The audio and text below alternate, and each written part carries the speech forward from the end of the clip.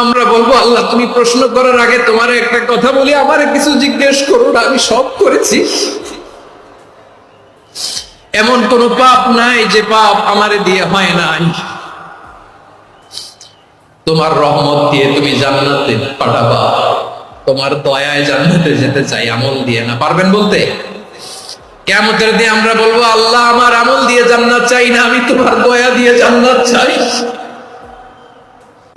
তোমার দয়া ছাড়া আমার কোনো উপায় নাই। কারণ আল্লাহ যদি বিচার করে বাঁচার কারো উপায় নাই। আল্লাহ যদি বলে ফেলেন তুই এটা করলি কেন, ওখানে গেলি কেন, কোরআনে 1000 বার নিষেধ করলাম তারপরেও এই পাপে জড়ালি কেন, এরকম প্রশ্ন ছুড়ে দিলে আমার উত্তর আছে? বাঁচার কোনো উপায় আছে? রোজ হাসরে হে আল্লাহ আমার করোনা বিচার।